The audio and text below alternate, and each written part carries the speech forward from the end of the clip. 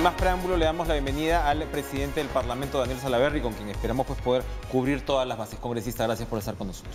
Gracias a ti, Enrique. Buenas noches. Lo primero que le quería preguntar, la designación de Salvador del Solar. ¿Qué opinión tiene, en principio? Y segundo, ¿cuándo ya hay una fecha definida para que él vaya a exponer sus líneas de gobierno, presentar sus planes y, por supuesto, someterse al tema del voto de confianza?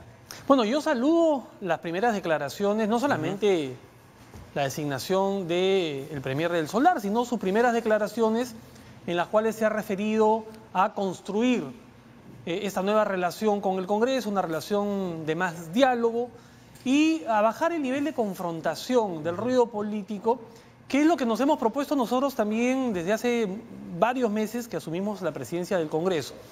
Respecto... Nosotros es usted, en realidad, ¿no? Bueno, ahí el plural sí aplica, ¿no?, al singular. Pero compartimos esta posición muchos congresistas. Quizás no el 100%, pero sí muchos congresistas que entendemos que el ruido político no le hace bien al país. Así que yo saludo esta nueva disposición del presidente del Consejo de Ministros. Me imagino que en las próximas semanas se va a presentar al Pleno para exponer no solamente ante el Pleno, sino ante el país cuáles son los planes, las estrategias que tiene para empezar a ejecutar de aquí en adelante, y el Pleno tomará la decisión si le da o no el voto de confianza. Hay temas pendientes en el país por atender, el problema de ver cómo resolvemos ese altísimo porcentaje de infraestructura educativa que no está en condiciones para que nuestros niños estudien, ver cómo atendemos los temas de salud, que no solamente es la anemia, es las condiciones en las cuales se encuentran también los centros de salud, muchos de ellos que han sido bajados de categoría y que ahora, por esa bajada de recategorización que ha hecho el MINSA, no pueden atender temas, por ejemplo, como partos, en zonas donde las comunidades, el único lugar al que pueden acudir para atenderse son justamente esos centros de salud.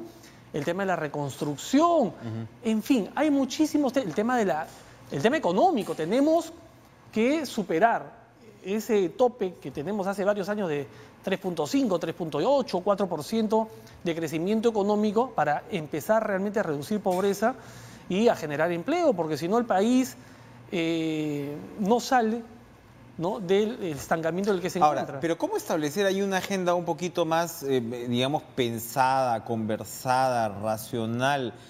Ahora mismo hay proyectos de ley que preocupan mucho. Se ha hablado, lo ha denunciado ya, en fin, la actual ministra de Educación, la ex ministra Marilú Martens, otros personajes en realidad, este proyecto que aprueba la Comisión de Educación para que retornen los directores y subdirectores que no sacaron título pedagógico.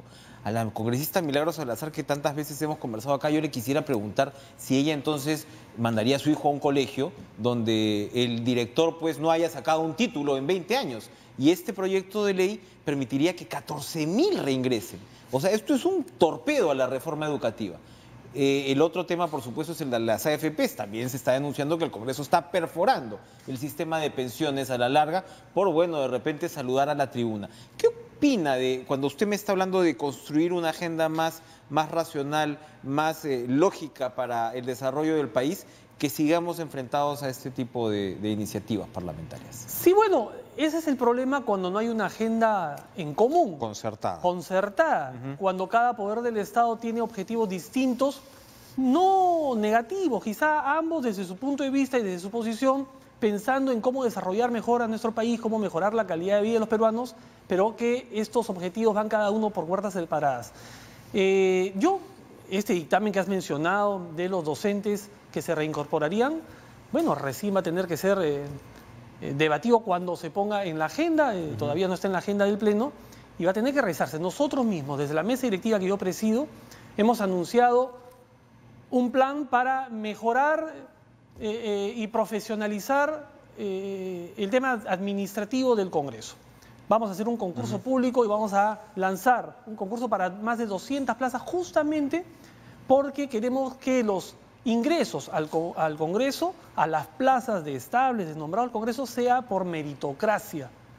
Entonces aquí tenemos que manejar el mismo criterio, no podemos tener dos estándares, dos discursos. Efectivamente. ¿No es cierto? Así que yo coincido... Más con la educación, digamos. Yo coincido perfectamente, más con lo de educación, que es un tema fundamental para formar no solamente buenos estudiantes, sino buenos ciudadanos para el país. A propósito de lo que me acaba de comentar, bueno, o sea, en fin, se sigue avanzando, ¿no? Hay más revelaciones sobre estas denuncias de congresistas que han cobrado dinero indebidamente, ¿no? El señor Castro, que es uno de los investigados, ha salido con una lista general donde no queda casi títere con cabeza de quienes han estado cobrando viáticos de manera indebida. De eso estamos hablando. Un sistema administrativo mejor llevado debería ahorrarnos situaciones como esa, porque la impresión que tiene la gente pues es que el congresista, además de que gana bien, pica de aquí y de allá. No pica por asesores, no pica por viáticos, entonces incluso el sueldo, que es más alto que el de la grandísima mayoría de peruanos, termina siendo todavía más importante y, en fin, por otro tipo de prebendas además. De eso estamos hablando, de un sistema administrativo que controle todo ese tipo de... Independientemente de la decisión que puede haber tomado cada congresista respecto a estos cobros, tenemos que tener normas claras. Y ahí estamos trabajando nosotros un proyecto de ley justamente para que la norma sea mucho más específica y para que no haya este margen que existe actualmente en la parte administrativa, muchas veces de discrecionalidad por parte del funcionario que resuelve de esta manera que haga cometer errores pues a los congresistas. Hay mucho espacio discrecional. Hay mucho espacio discrecional porque la norma no es específica, no es tan clara. Para eso tenemos que modificar el reglamento. Estamos preparando ya un proyecto de ley que en los próximos días seguramente se someterá a consideración del Pleno para hacer específico y que esto no vuelva a ocurrir y corregir cada uno de esos vacíos que existe o cada uno de esos artículos en el reglamento que no son tan claros y que permiten este tipo de cosas, ¿no? En términos de manejo administrativo, ¿qué otros puntos le gustaría trabajar en el Congreso, mejorar? Mira, el Congreso en el 2001 tenía 1.600 trabajadores. El día de hoy, en el servicio parlamentario hay 3.300 y sumados a la organización parlamentaria, que son los asesores de los despachos, etcétera, pasamos los 4.000. Tenemos más empleados que el Congreso americano, que nos triplica el número de representantes. Podemos tener Senado y una tercera Cámara de repente, ¿no? Con esa cantidad de... Tenemos que sincerar esas planillas, pero tenemos que también profesionalizarla. No puede ser posible que de ese número de empleados que te he mencionado, solamente el 27% sean profesionales. Que la media de edad de los trabajadores estables sea 58 años. Yo no tengo nada en contra de las personas con experiencia y de edad avanzada, pero muchas de esas personas no se han preocupado en capacitarse, en actualizarse, en mantenerse al día en cada una de sus profesiones. Entonces tenemos que profesionalizar y es por eso que hemos anunciado no solamente el concurso público, sino un plan de incentivos que les va a permitir a estas personas que están a punto de cumplir 60, 63, 64 años, que puedan de repente jubilarse anticipadamente, pero con una contraprestación que les permita irse tranquilos y dejar esa plaza para un joven profesional que venga realmente con ganas de servir al Congreso y al país. La idea es que no llegue pues una nueva administración, por ejemplo. Y que deje de ser una agencia de empleo del partido de turno. Exacto. ¿No? Entonces, claro, o es el partido de turno o como nos pasó acá, Fuerza Popular, ¿no? Que asumió pues el control del Parlamento y como que efectivamente se comenzaron a multiplicar los puestos de trabajo, porque lo que cuando uno conoce pues mínimamente el funcionamiento del Congreso, sabe que lo que tienes que tener es personal realmente capacitado que trascienda precisamente a la administración de turno, ¿no? Y esos me parece que son poquitos, ¿no? Por eso, ¿qué es lo que pasaba? Mira, de 1.600 en el 2001 a casi 4.000 en el 2019, estás hablando de más de 3.000 trabajadores que han entrado en los últimos 18 años. Cada quinquenio se han incrementado 300, 400, 500 trabajadores, prácticamente todos del partido de turno. Y no solamente han entrado por contrato CAS, por 728, sino estables, nombrados a plazo indeterminado. O sea, se quedan de por vida en el Congreso. Exacto. No los pueden mover. No los pueden mover. Y qué bueno fuera si fuera gente que realmente tiene predisposición. Muchísimas de esas personas, al sentirse ya nombrados, simple y llanamente, como se dice, se relajan y no hacen su trabajo. Por supuesto. Entonces, hemos hecho un acuerdo de mesa para que se prohíba el nombramiento de trabajadores que pasen de contratos CAS o 728 a indeterminados, o sea, nombrados mediante acuerdo de mesa. Cualquier trabajador de ahora en adelante que ingrese a las planillas como estable en el Congreso va a tener que ser a través de concurso público y no organizado por el Congreso, porque se puede prestar a muchas suspicacias, a través, como lo vamos a hacer, de un convenio con una universidad privada cuyos perfiles, cuyos TDR, los términos de referencia, el perfil de ese profesional que se requiere no solamente en credenciales académicas, sino en competencias, no sea elaborado por el propio Congreso, porque entonces puedes direccionar, sino elaborado por Servir. Vamos a firmar un convenio en estos días con Servir para que sea Servir quien elabore los perfiles y una universidad privada, que ya la tenemos casi lista. ¿Se puede decir? Todavía no se puede decir. Ahora no se puede decir porque falta la firma del contrato para que lleve a cabo este concurso público de la manera más transparente. Tenemos que avanzar en esa línea porque si no, una de las instituciones más importantes que tiene el país, que es la base de la democracia, no va a avanzar. No vamos a poder sacar leyes importantes si los asesores y los secretarios técnicos que trabajan en esas comisiones, que son los que le dan el soporte muchas veces a los congresistas, no tienen las credenciales que se requieren. Acabo de escuchar de un proyecto de ley de si una pareja se pelea, ¿quién se queda con la mascota? Pero bueno, regresando al tema de la agenda concertada. Perdón, este primer concurso, ¿cuándo se debería dar para cerrar ese tema? La primera semana de abril. Primera semana. 207 plazas van a salir a concurso. Ya, es importante ese anuncio. Volviendo al tema de la agenda concertada, la reforma política. La población espera, en fin, un cambio de actitud del gobierno. En su gestión se ha avanzado, ¿no?, parcialmente en términos de imagen, tanto en la imagen suya como en la imagen de la institución que, bueno, estaba en el Zócalo. Pero evidentemente, y claro, no nos podemos guiar estrictamente por las encuestas, pero se espera pues que las reformas sería un paso importante, ¿no?, o un legado importante que este Congreso podría dejar al 2021. ¿En qué están? ¿En qué están? Y estas muestras de realmente tener un compromiso en sacar adelante, muestras concretas, hechos concretos de sacar adelante estas reformas, están siendo bien recibidas por la ciudadanía. Permíteme en 10 segundos contarte. Hace 8 meses, en julio del 2018, según una encuesta latinoamericana, éramos los últimos de 18 países encuestados a nivel de aprobación, el Congreso me refiero. Eso es una desgracia para la democracia. A nivel de aprobación teníamos 7%, éramos los últimos de 18 países de Latinoamérica. Hoy en día estamos muy por encima de la media. La última encuesta que ha sido publicada, el Congreso tiene 18%, hay otra encuesta que tiene 21%. Estamos casi al nivel del Congreso americano que tiene 20% de aprobación, muy por encima de la media.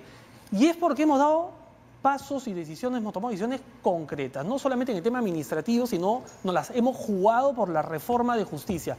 No dejamos que esta reforma se caiga. Hasta el último día que estuvo por caerse la ley orgánica de la Junta Nacional de Justicia, convocamos a los presidentes de la Comisión de Constitución, de la Comisión de Justicia, y en conjunto pudimos armar un texto sustitutorio que hizo posible que salga la ley.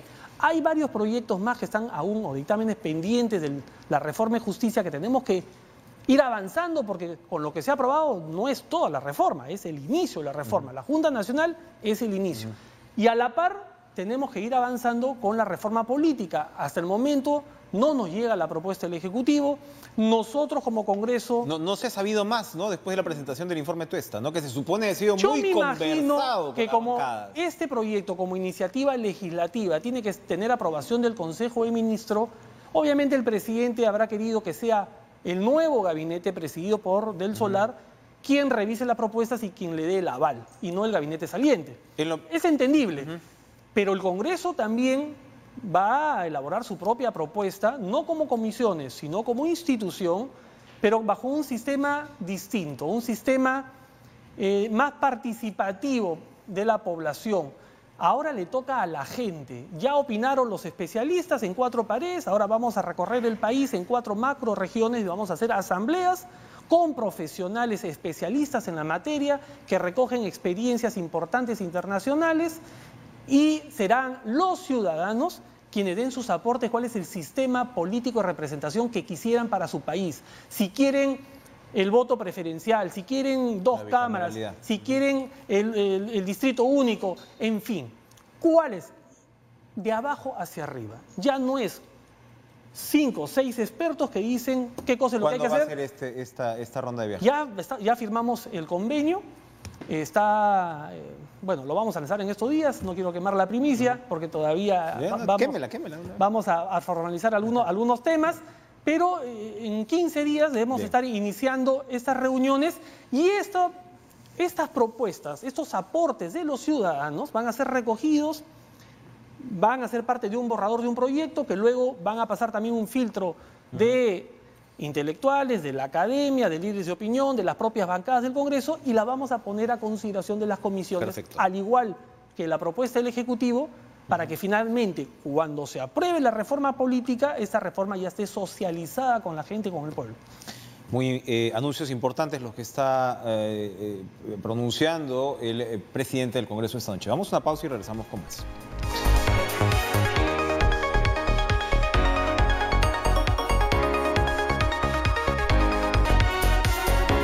Nos acompaña el presidente del Congreso, Daniel Salaverry, que, como decía, ha anunciado realmente medidas bastante importantes con respecto a la reforma del sistema político y a la reforma del funcionamiento del Congreso. Pero bueno, ya entrando a la necesaria minucia, presidente Salaverry, ¿por qué pues le ha gritado usted a la congresista Beteta? ¿Qué ha pasado ahí? Porque no, son irreproducibles las palabras que la congresista Beteta dice que se dieron, me parece, en agosto del año pasado. Bueno, y ella ha esperado hasta ahora, pero ¿por qué? ¿Qué pasó? Ofrézcanos, por favor, su versión. Mire, Enrique, yo rechazo esa denuncia, esas imputaciones. Yo ya he dado mi versión, yo ya he explicado qué cosa es lo que ha ocurrido. Yo no quisiera quedarme enfrascado en un tema como ese, habiendo tantos temas importantes en el país por resolver. Yo he estado hace 2 días, 3 días en Puerto Maldonado, había un problema tremendo, me reuní con el general de la policía, con el general de las Fuerzas Armadas que está a cargo de los operativos en La Pampa, que estaban preocupados en los temas que nos deben de interesar. Todo el trabajo hecho por las policías han capturado 7 delincuentes que forman parte de una organización criminal, los han capturado con FAL, con armas largas, que son el brazo armado de los mineros ilegales, que ponen en riesgo la seguridad de los pobladores y que han sido liberados por una jueza. Esas son las cosas que le preocupan, por ejemplo, a los pobladores de Madre de Dios, de Puerto Maldonado, como hay otros temas que le preocupan pues a los pobladores del norte por el tema de la reconstrucción o el tema educativo. Y cuando nos escuchan hablar al presidente del Congreso o al resto de congresistas sobre temas como estos que le dijo, que no le dijo, si es verdad que le dijo, realmente eso disminuye el nivel del Congreso, la credibilidad del Congreso, que es lo que estamos luchando por recuperar. Muy buen toreo, pero permítame insistir entonces, porque sí me interesa saber su respuesta sobre el tema en sí. La señora Beteta dice que ella no denunció, porque la tuvimos la semana pasada y ella critica a las señoras que se demoran en denunciar otro tipo de abusos, ¿no? Entonces, bueno, esto ha pasado una buena cantidad de meses y ella señala que no lo denunció en ese momento por la situación de Keiko Fujimori. Pero quería nomás que me aclare usted una cosa. Keiko Fujimori recibe su detención preventiva, o preliminar, mejor dicho, en octubre. ¿Este incidente se supone que ocurrió en agosto? ¿Usted me puede confirmar eso? ¿Eso fue en agosto? Porque lo que yo he visto es que efectivamente hubo una discusión preliminar alrededor de este proyecto de Agrobanco en agosto. Entonces, no cuadran las fechas pues que nos está señalando la señora Beteta. Sí, mira, yo no, me vas a disculpar, no quiero ser irrespetuoso contigo, que eres el que lleva adelante la entrevista, pero no me voy a enfrajar en ese tema. Sinceramente, vengo luchando hace 8 meses para recuperar la imagen del Congreso, tomando decisiones importantes, enfrentándome a todo el mundo con estas decisiones, porque quiero un mejor Congreso para mi país. Hemos hablado del tema administrativo, hemos hablado del concurso público, de la reforma de justicia, de la reforma política, de los proyectos importantes que están pendientes aún por tratar, como para estar desaprovechando esta oportunidad enorme, tal vez en TV Perú, que llega a todo el país hablando de estos temas. Hemos tenido una entrevista muy interesante, pero por eso le digo, para cerrar ese tema, usted no le dijo lo que la señora Beteta dice que afirmó. Yo ya he desmentido eso, ¿no? Ya, eso entonces queda claro. ¿Va a ir a la reelección Daniel Salaverry? ¿La descarta? Porque usted lo que me estaba hablando pues son de planes, digamos que esto no se va a resolver de aquí a julio, ¿no? Si usted tiene la ambición de transformar el sistema administrativo del Congreso, de impulsar estas reformas, pues no le va a alcanzar el tiempo. Queda pendiente la reforma laboral, que indudable, es una reforma que va a llevar a muchísimos, digamos, más trabajo para lograr consensos. El principal problema del Perú, claro, es la corrupción, pero corrupción que también se genera por la informalidad en la que vivimos. tenemos que combatir la informalidad. Pero el gobierno no ha querido pues hincarle el tema de repente a la Bueno, reforma. Bueno, el Congreso puede hacerlo, pero de manera responsable. El Congreso tendrá que llevar adelante las iniciativas legislativas para la reforma laboral. No tienen necesariamente... Hay una serie el Ejecutivo. de proyectos de ley, ¿no? Hay una serie de proyectos, hay otros proyectos como el tema de la elusión. Hay proyectos, por ejemplo, como la ley de hidrocarburos, como la ley del fomento del sector agrario, que está por vencerse en 2021, y que ha generado cientos de miles de puestos de trabajo que están pendientes de ponerse al debate. Entonces, son temas importantes que están pendientes y que esperamos de aquí a julio poderlos sacar adelante. No descarta ir a la reelección, no descarta, no digo que vaya a ir, no descarta. Es Mira, una posibilidad. Primero que para que un congresista pueda postular a la mesa directiva tiene que formar parte de una bancada y yo en este momento soy no agrupado. Así que partiendo nomás de ahí... tendría que estar en una... Así es. Yo ahorita estoy enfocado... Puede irse a una bancada. Recuperar estos días, 3, 4 días que hemos estado distraídos y poder avanzar con los temas que tenemos agendados, que están pendientes, para en julio entregarle al país un Congreso ya no con 7% de aprobación, sino Dios quiera, con un Congreso arriba del 20, el 25%, que es casi el top de aprobación que tienen los congresos en Latinoamérica. ¿Qué pasó con las auditorías que usted encargó de las gestiones anteriores? ¿Qué sabemos de ellas? Justo el día de hoy he tenido reunión con un funcionario de la Contraloría para, por ejemplo, tratar un proyecto importantísimo que es iniciativa de la Contraloría. Hay 860 obras públicas en el Perú que son más de 10.000, si no me equivoco, 12.000 millones de soles que están paralizados por problemas de arbitraje. Algo tenemos que hacer para destrabar esas obras. Hay una propuesta interesante de la Contraloría que plantea un proyecto de ley para que los proyectos, que son cerca de estos 800, son casi 600 obras públicas, que son 9.200 millones de soles, que ya tienen un avance de más del 80% de ejecución, por un caso excepcional, se le permita a la entidad pública poder hacer, digamos, un informe de la situación en la que está en ese momento la obra y de ahí para adelante volverla a licitar o terminar ese 20% que le queda por administración directa, para que finalmente la población no se perjudique y que el proceso de arbitraje siga por puerta separada. Es un proyecto importantísimo porque tendríamos 600 obras públicas, carreteras, colegios, puentes, escuelas, listas a fin de año y simplemente se necesita una ley para eso. Esos son los temas en los que estamos metidos en el día a día. Hay quienes dicen que el Congreso no debería parar, o sea, parte de todo este tema, o sea, que paras así como para el Poder Judicial, ahora bueno, se ha extendido precisamente la legislatura, hay herramientas y demás, pero ese tipo, por ejemplo, de modificaciones, ¿podría ser parte de la reforma política?